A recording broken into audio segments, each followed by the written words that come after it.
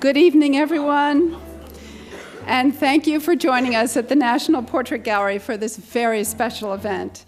I'm Wendy Wick-Reeves, the Interim Director here at the Portrait Gallery, and it is my great privilege to welcome you tonight to this beautiful historic structure that our museum shares with the Smithsonian American Art Museum. In just a moment, we'll have remarks from Jack Watson, the chair of the National Portrait Gallery's Commission, and Ronald Sherr, the artist commissioned to create this amazing portrait of General Powell that we're all so eager to see. And then we will unveil this painting hidden over there to my left. And that will be followed by a conversation here on stage between General Powell and Michele Norris of NPR. Before we start, I'd like to take the opportunity to mark this moment as one that gets to the essence of what the National Portrait Gallery does. This museum illuminates the nation's history through people like General Powell and great portraiture like this work that will debut tonight. Each new portrait we acquire provides us an opportunity to tell a new story. General Powell's life and career offers a very inspiring tale indeed, and we are thrilled that after tonight, we can share that story and this portrait with all visitors to our nation's capital. This commission could not have happened without the generosity of our friends at the Donald W. Reynolds Foundation and the many kind donors who contributed to the Mark Pachter Commissioning Fund. We are grateful to them all. I'd also like to thank General Powell for being a willing subject and Ron Sherr for his artistry. The best portraits come from a true partnership between sitter and artist, and I think you will shortly agree with me that the Portrait Gallery has truly benefited from the collaboration between the two of you. Finally, I'd like to thank the Commission of the National Portrait Gallery, most of whom are here tonight, and the museum's President's Circle members for your ongoing support. Your generosity and engagement are essential to helping us realize our mission, and we're very pleased to welcome you tonight. Now I will turn to Jack Watson, chair of the National Portrait Gallery Commission, a true leader, partner, and friend to this museum.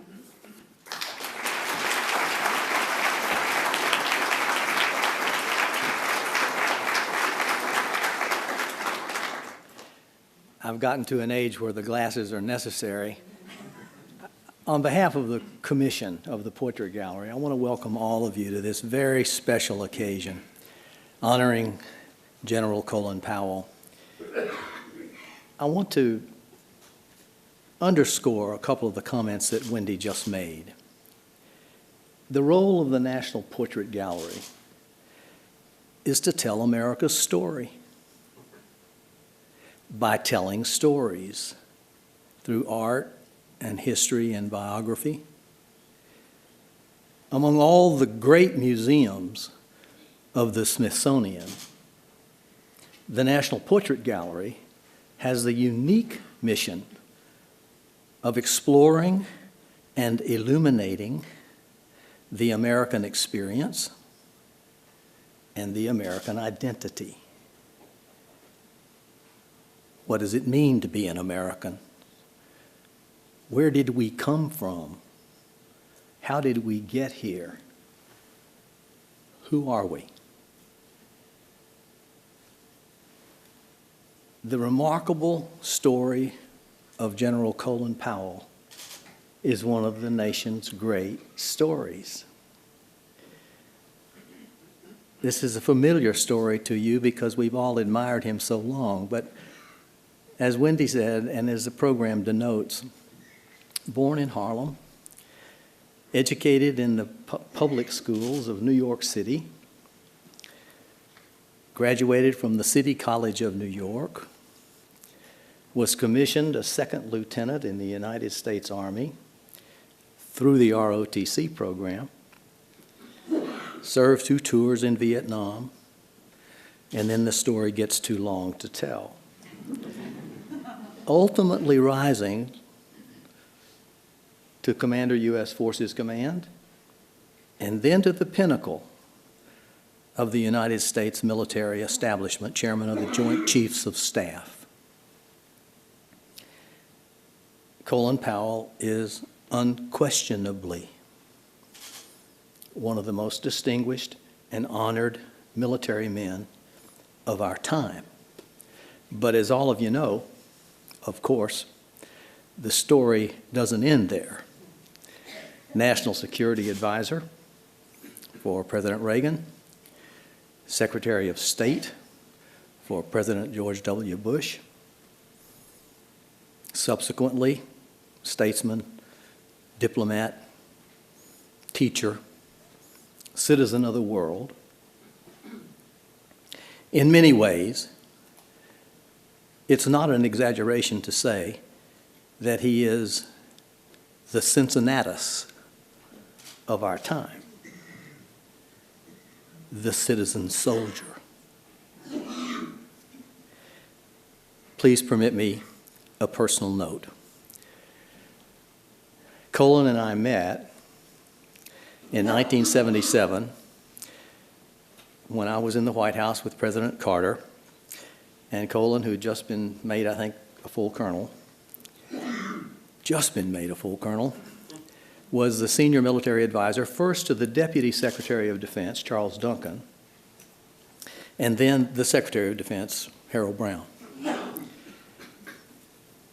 I had numerous occasions to work with him in those years, usually in some crisis situation, like 3 Mile Island, where we needed military support for something, or the eruption of Mount St. Helens, or the Mariel Harbor boat lift. But I now want to disclose to you, hoping that this won't get beyond the 4 walls of this room, a little-known historical fact, and that is, quite simply put, Colin and I were personally responsible for the ratification of the Panama Canal treaties.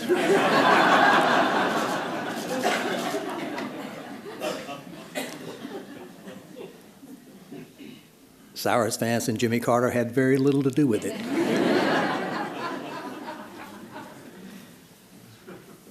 As Wendy noted, the commission, of which I have the honor and privilege of chairing, of the National Portrait Gallery, commissions portraits of Americans who have made significant contributions to the culture and the history and the development of the people of the United States as well as the country.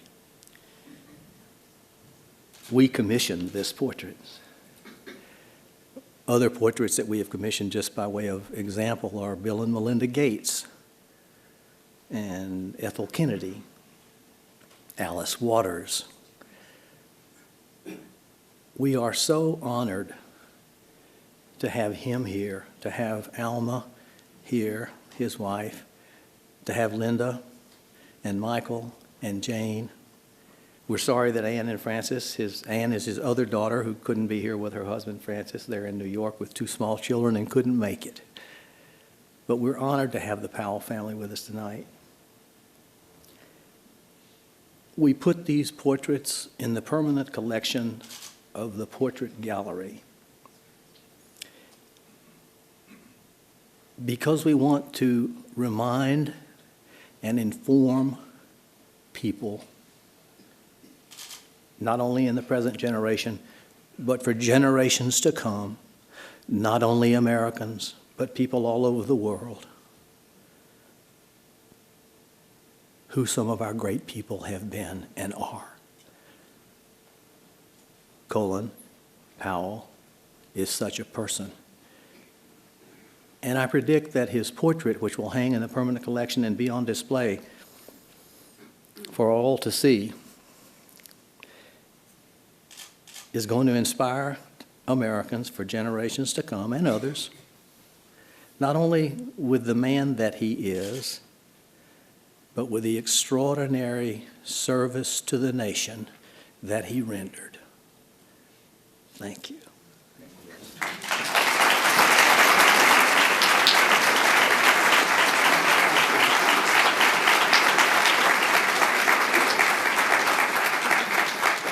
Thank you so much, Jack. At this point, I will ask Ron Sherr to join me. Ron is an internationally known portrait artist who has also painted the museum's portrait of President George H.W. Bush, which is hanging upstairs. His home base is Hong Kong, so we are particularly thankful to have him here with us tonight. Ron.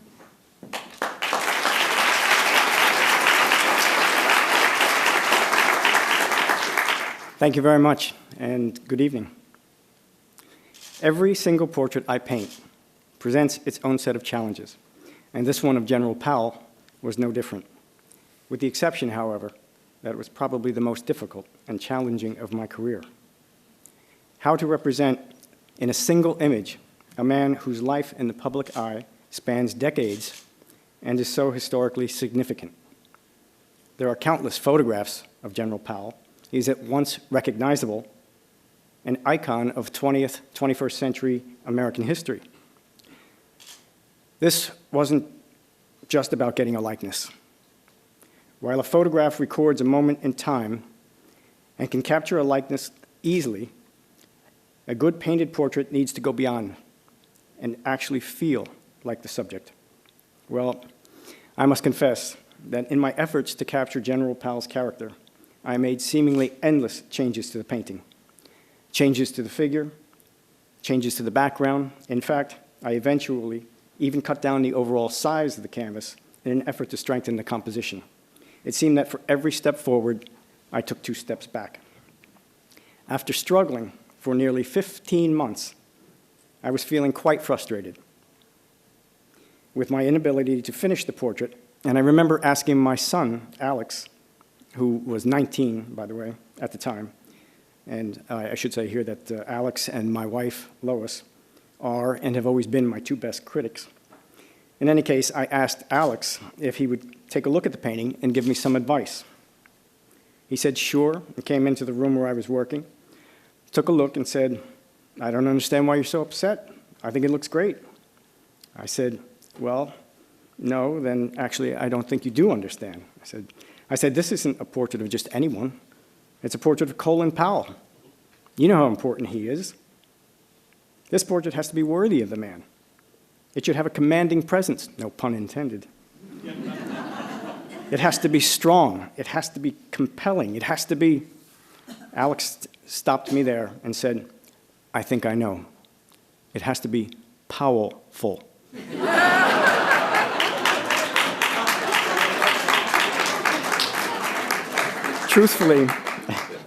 Truthfully, something in his comment made me realize where I'd gone wrong. I had become so completely sidetracked with the changes all over the canvas that I'd lost sight of the most important part. I decided it was time to go back with a much greater focus to try to capture that look in the General's eyes that had so impressed me during our sittings and work out from there. As a result, in less than 2 months, I felt I had finally come to the light at the end of the tunnel and had finished the painting. And, as luck would have it, I was again able to ask my son for his opinion, as he was back in Hong Kong for a visit. Alex lives in Beijing, by the way. So do you think it's finally finished? I asked. This time, Alex took an unusually long and careful look before giving me his opinion. He looked at the portrait up close, scrutinizing every detail, backed away as far as he could get to see how it worked at a distance, even got up on a ladder to view General Powell's head at eye level. Finally, I said, well, come on, the suspense is killing me. He turned to me and he said, I don't have any gripes. A thrilling commentary. I said, thank you. No, he said. You know I love it. I'm just saying I don't see anything I would change. Really? So you think it's finished then? I can sign off? Absolutely, he said. Don't touch a thing. But just as I was about to run out for a bottle of champagne, he walked up to the painting again, took another look, turned back to me and quickly added, then again, I think you should ask the Powells that be.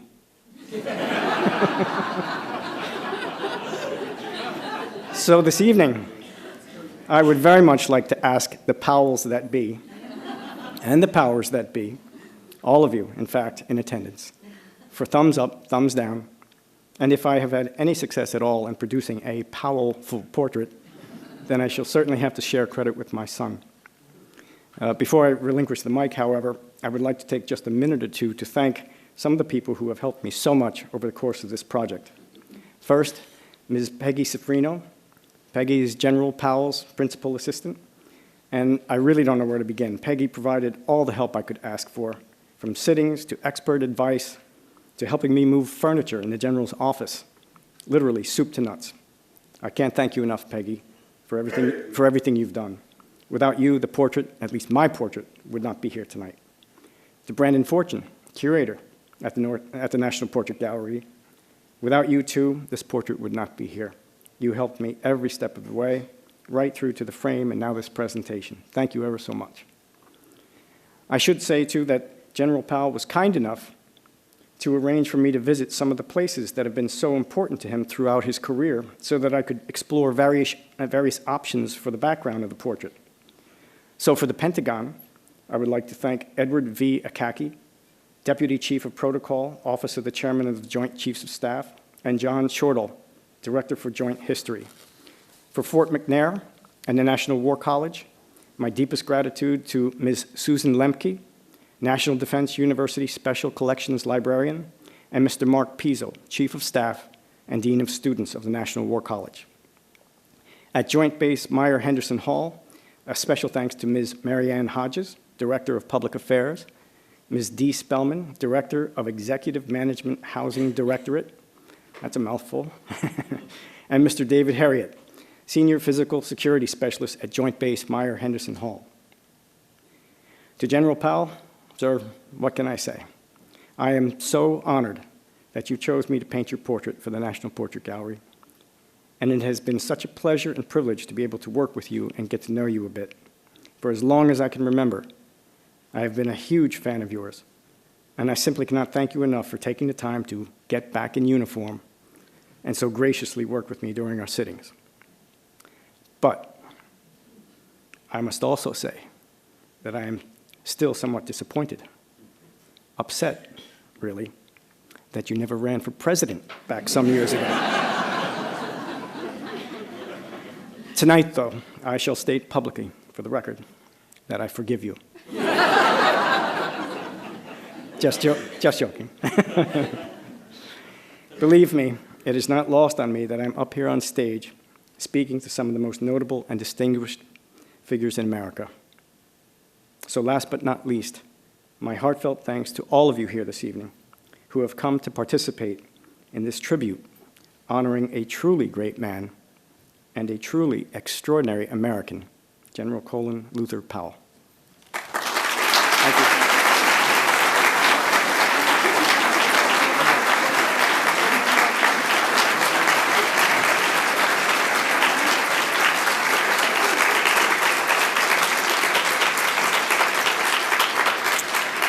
Thank you so much, Ron. And I'm pleased to tell you that the moment we've all been eagerly awaiting has arrived.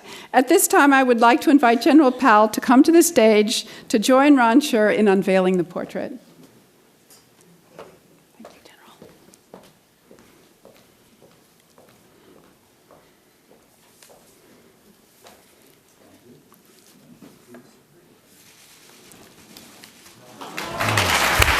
Haven't seen it before. Thank you, Ron. I'm very happy. I'm very happy.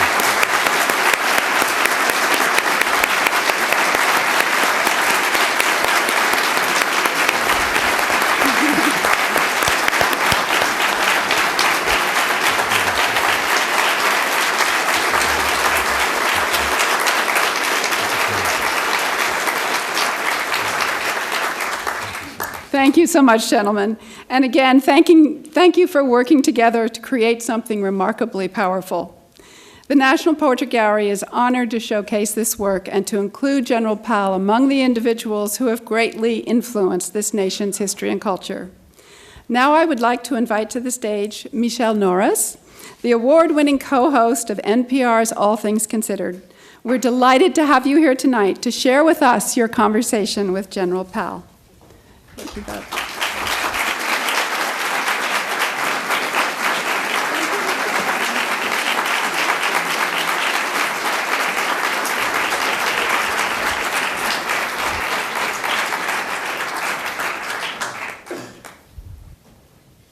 Michele. General Powell. You sure you don't want another moment to... I may need I feel like another we moment. should trade places so you can... But this way I get to speak to two of you. Well, congratulations, General, and congratulations to the Powell family. This is really an evening for all of you.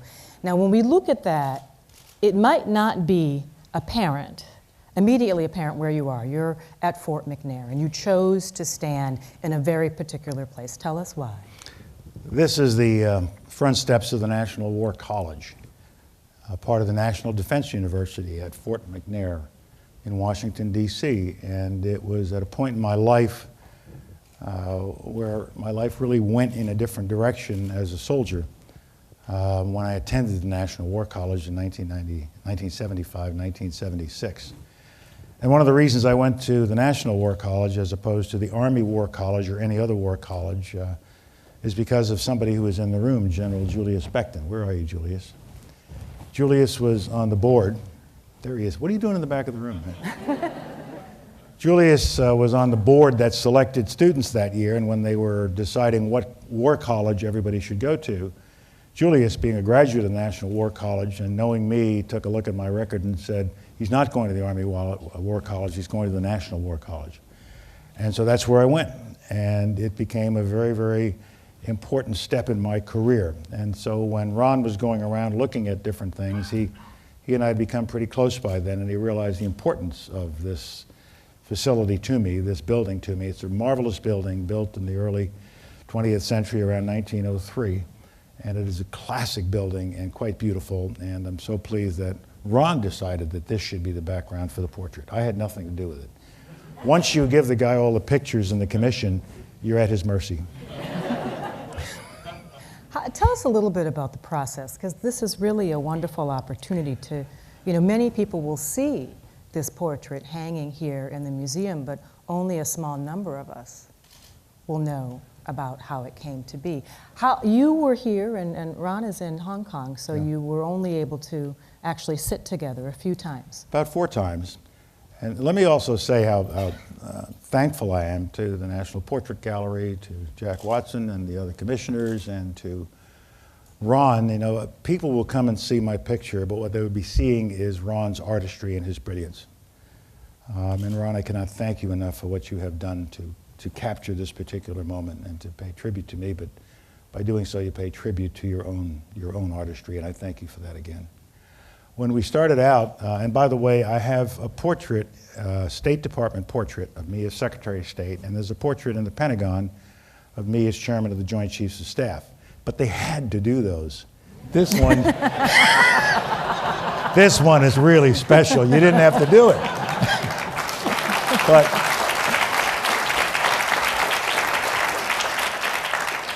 But when the Portrait Gallery asked us to do this, and we selected Ron because of his great reputation, then they said, well, it's going to be a picture of you in uniform. In uniform? Yeah, in uniform. And so Ron had to see me in uniform. There was a problem. The uniform was hanging in a closet and had been hanging in a closet for about 17 years or so. And it was hanging there waiting for the last occasion I might wear it in a horizontal, not a vertical position. And so I had the slightest idea of what this thing would look like once I put it back on. But I finally said, you can't avoid this any longer, see if it fits. And so I put the uniform on and in my office, and by heavens, it actually fit as long as I took a deep breath and did not push my chest or stomach out in any particular way. The real problem we had was that Ron is such a perfectionist that he also wanted me to wear everything. He wanted the hat, and he wanted to see what the shoes looked like. And so I pulled out these 17-year-old shoes, and when I put them on, they disintegrated. And I had to go to the Henderson Hall PX and buy a new pair of black shoes, which we are also now saving for the horizontal occasion, which might come up sometime in the future. But other than that, it was a very pleasant experience. I didn't have to sit like it was the 18th century where you freeze yourself for about 4 hours at a time. Ron got to know me, and I could sense from the questions he asked and the way in which we interacted with each other that he did get to know me during those 4 relatively short visits. And thanks to Peggy and her marvelous work, the office was arranged to Ron's satisfaction. And I would guess he took 1,000 pictures, Ron, would you say? At least 1,000 photos from every different direction, every lighting that was coming. As the light changed, he would change. And it turned out to be a very pleasant and somewhat painless experience. And I'm so pleased with the result. You know, when you look at a portrait like that, I imagine that you take measure of your life a bit, and we've heard about all of the amazing milestones in your life, the titles and the triumphs. But is some piece of you tonight reaching back to Kelly Avenue, to that neighborhood that you used to call Banana Kelly? Yeah, and there are some of my Banana Kelly buddies here with me this evening from the old days. There are a lot of people here who touched my lives and who essentially guided me, mentored me, and helped me along the way. I dare not start naming them all. But I always go back to the South Bronx. I always go back to the neighborhood in which I was raised, a wonderful immigrant neighborhood, people from all over the world.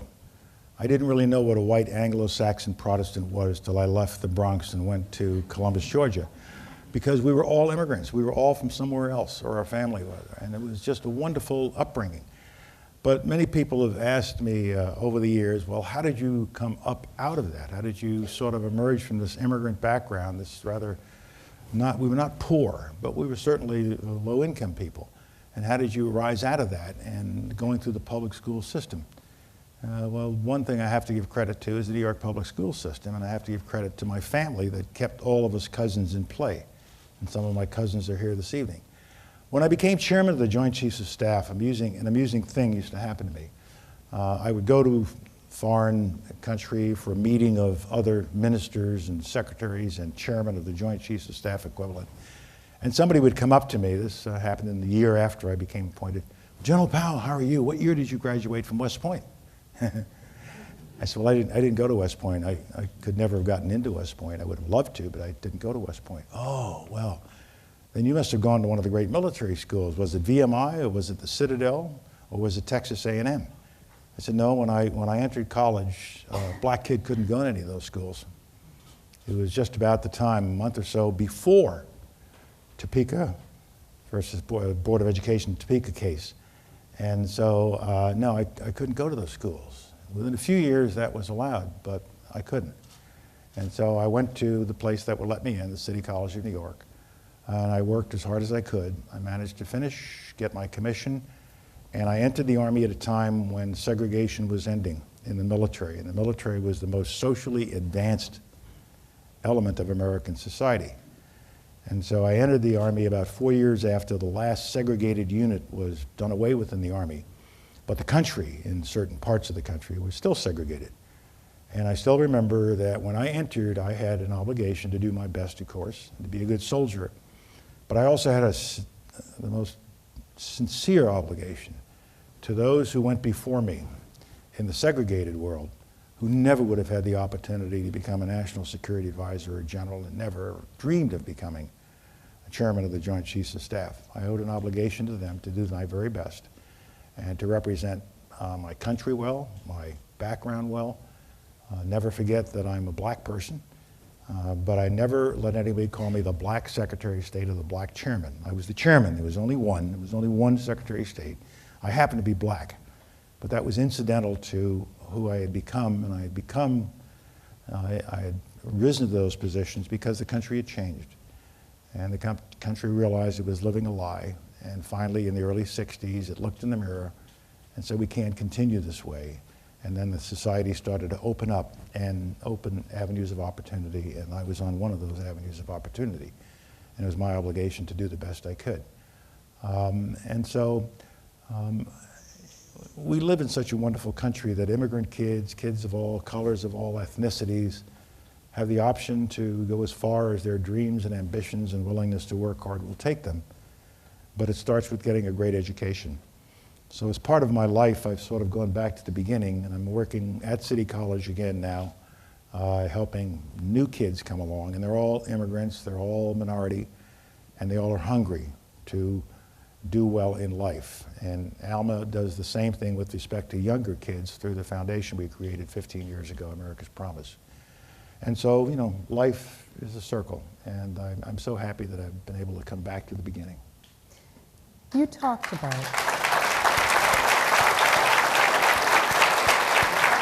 There's a joke I like to tell audiences, particularly young people. Well, when you were a kid growing up in the South Bronx, did you ever dream you were going to become chairman of the Joint Chiefs of Staff and secretary?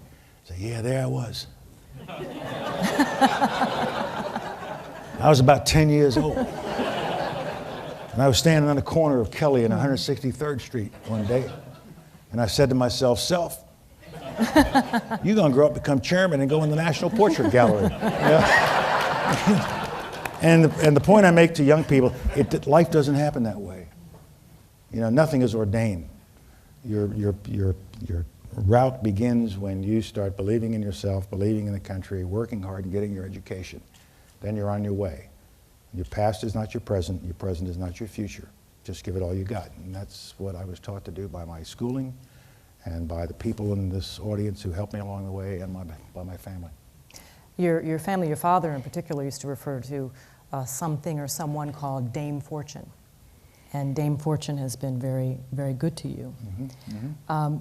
Mm-hmm. When you look at your career and some of the decisions that you've made, how much of it was due to careful planning? Because you're known as someone who is very much a planner. You don't walk into any room without being carefully prepared, I'm told. And how much of it was also due to sort of the great galloping horse of opportunity arriving at just the right moment? Well, you always seize opportunities as they come along, but I am a fairly careful planner. It's part of my military training. You don't go into a battle that you haven't thought through or tried to figure out how we're going to solve this problem, how we're going to achieve victory, how we're going to minimize casualties, and what risks are going to arise and what opportunities are going to present themselves. But as I've said in my recent book, and I say very often, you study and you plan, but at the end of the day, you have to go on an instinct that says this is the right answer. But it is not a guess, it is an informed instinct. You gather all the information you can. You talk to people, you study things. And only then do you rely on your instinct to tell you, okay, pick something, it's time to do something. And that's pretty much how I've gone through life. Sometimes it has not been correct and I've failed, but failure is a part of life. And what I also talk to young people about, and young people increasingly don't seem to understand that failure is part of life. Don't let it tear you down, just get over it. Learn from the failure and move on. And that's what I've always tried to do. I'm struck by how open and honest you are about some of the struggles that you've had in life and some of the, as you've referred to them, blots on your record. You write in your most recent book, It Works for Me, about your presentation to the UN Security Council. Mm-hmm. And you, in writing about it, you talk about how it's always with you. It's never really left you. It's something in that moment didn't work for you. In being honest about that, why have you decided to be so honest about that in looking back? Because many people would run away from that. Well, first of all, I have a little sympathy for Susan Rice these days. She presented the information that was given to her by the intelligence community, and she presented it. Now she's being keelhauled as a result of it. And I presented the information that was attested to by all 16 intelligence agencies. What I said before the UN, to a large extent, was said by the President in the State of the Union address. It was said by Mr. Rumsfeld, Mr. Cheney, Dr. Condi Rice, and the Congress 4 months before my speech accepted that information and passed a resolution telling the President, if you feel you have to go to war, we support it. But nobody remembers any of that. It's the nature of this environment we live in Washington. Everybody remembers the UN speech, but you can never get the context fully disseminated again. And so it's a blot on my record, but that's something I have to live with, but I have other blots in my record that we won't discuss tonight. A life is rich, as we know, if there are hills and valleys, ups and downs, sunshine and storms, in your case, desert storm. which it was in no way a blot on your record, but in fact, quite a bright spot. But when you do look at those things, how do you move forward and take the lessons from them? What are the lessons? The lessons are fairly straightforward. The process is straightforward. What I teach to students and to fellow officers, when you screwed up something, when something has gone wrong, don't look for scapegoats. What did you do wrong? What did you miss in the equation? What did you fail to notice? And once you figure out what you did wrong, you correct yourself, take whatever actions you need to correct the organization. But once you've done that, you roll that failure up into a little ball and throw it over your shoulder and forget about it. You can't keep lingering on your failures or it'll hold you back. But I'm sure all of us know people who will come up to us and want to tell us about some terrible thing that happened 10, 15 years ago, and none of us really want to hear it. But they can't get over it. One of the stories that didn't go in my book, and it may go in another one, is a famous movie actress, Rosalind Russell. And the reason it isn't in the book is that you've got to be of a certain age to know who Rosalind Russell is. But everybody in this room, as I look across the room, knows who Rosalind Russell is. She was a great actress in the 30s and 40s, and she did wonderful movies, and she was happily married with a child and not the usual Hollywood stereotype. And she had nothing but successes. And then she made a movie in the early 40s that was a total bomb. I mean, it was a stinker. And it got torn up by all of the critics. And somebody said, well, Miss Russell, this is awful. Do you think your career's ended? How are you taking this? And she said, oh my heavens, you don't understand. I want all parts of life. And failure is part of life. And if I hadn't experienced this, I wouldn't have experienced all of life. I'm glad it happened. Now I have a more complete life. And she went on, and she became Annie Mame, and became more famous than ever before. So that little story that I caught on television one day has always impressed me, that failure is a part of life. And young people will say, what happens when life is over? When life is over, that's part of life. And so you just take life as it comes, do the best you can, and be prepared for failures. Everybody fails in some way every day. One day in a Japanese high school in Tokyo, a young girl raised her hand after my talk and said, General, are you ever afraid? I'm afraid every day. I'm worried about failing every day. I said, me too. We all are. The question is not will you fail? Yes, you will. The question is what will you do about it? Will you learn from your failure and move on? And that's what I've always tried to communicate with people.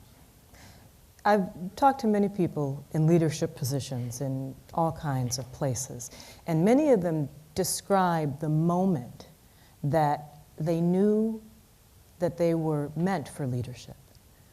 Did you have such a moment in your life when you realized that you could lead other people and that you could inspire people and influence people? When I was in college in ROTC, and I have at least one of my ROTC classmates here, I suddenly realized that I had a way of dealing with people that would inspire them and get them to do the right things. But I never knew where that would take me. And I also had to have it develop. I had to be taught. I had to get advanced education. I had to get a master's degree. I had to go to the War College and other places in order to shape my leadership style and what I believed about leadership. And so I think leadership is born to some extent. You have to have a certain connection and empathy with people, but then it has to be developed, and you can teach it. You can improve on the basic instincts of leadership, but you can also find leaders who have that basic instinct and then don't know what to do with it and are failures. They think they're great leaders, but they're not. They just Are we think naming they're names leaders. tonight? You want names? No, I said, are we? You're getting bad, you know that. What is your proudest moment? Well, they're sitting in the front row, most of them. One's missing, but, and I get asked about questions like that all the time. What's your proudest moment? What was your worst moment? And I never answer that directly, because to single out any one thing does a disservice to other things. And to single out all the good stuff without noting the bad stuff also is not right. Each and every one of us are a product of all of the good things and bad things that have happened to us, and it's kind of like calculus, the area under the curve. That's who you are, everything. I learned as much from my bad experiences as I did from my good experiences. And people have said, well, what do you want to be remembered for? I said, well, it's really not up to me. Others will do the remembering, but hopefully he was a good soldier. He served his country, and he had a great family, and left behind a fair reputation. You can't leave this life with anything else but that's worth anything. You've been a general and a diplomat. Did you feel that you were on a battlefield in both cases? Oh, you're always in a battlefield in this town. I don't care what you do. What are you kidding me? Usually from people like you.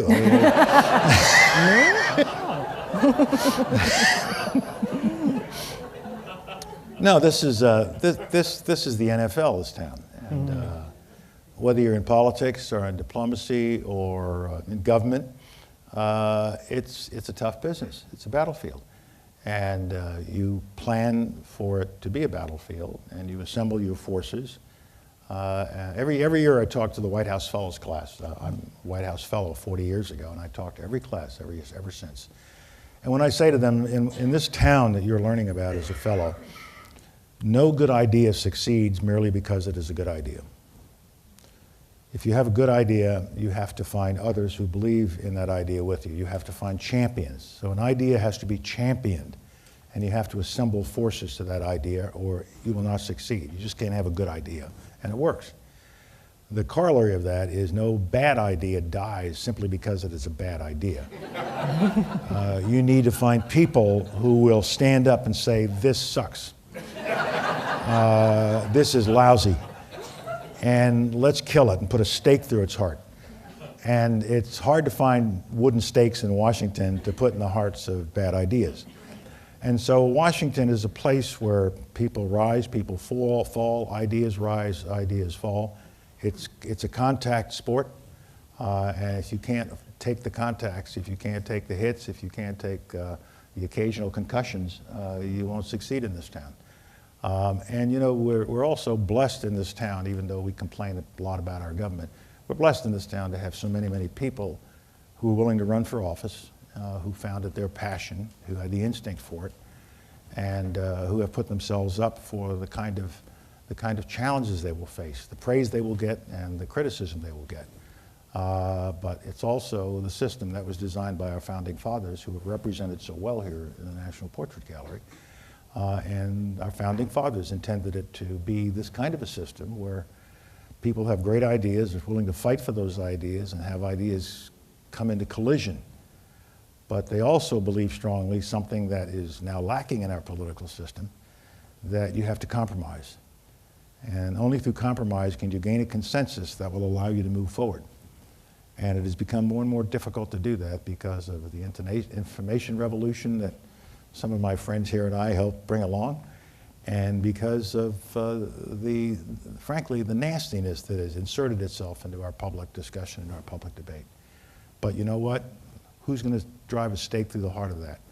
Those of us here. And as I say to all of my audiences, don't wait for Superman to come. Obama isn't Superman, Romney isn't Superman. All we got is super people, you people. And if you don't start standing up and pressing back on this stuff, it'll continue. So don't look in the other direction. It's up to us to stop it. Do you feel like you have a particular role to play in that, to help bring people together toward consensus? I think I speak out from time to time. I don't live on the Sunday talk shows. You've got to be a senator to get on the Sunday talk shows.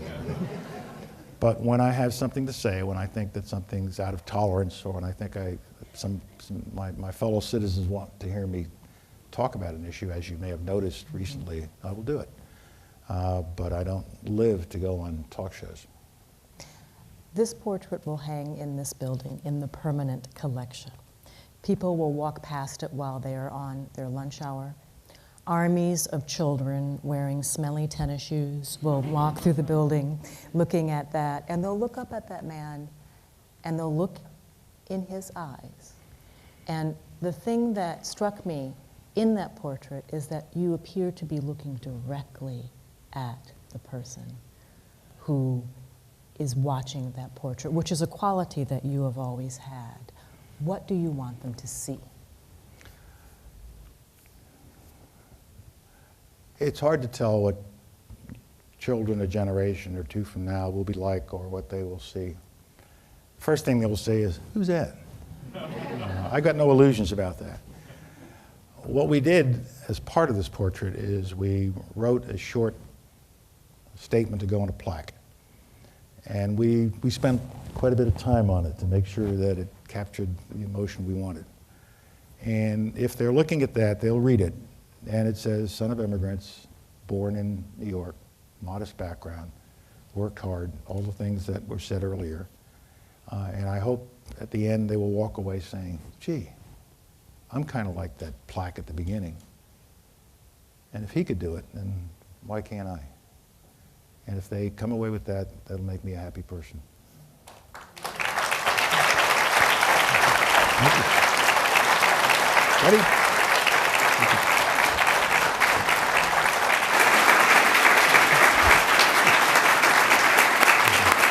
I could talk to you all night. But they did give me a deadline, and I'm in a business where deadlines mean There she something. is. Thank you very much. Thank you, Michele. Congratulations to you. Congratulations to you. Nicely done.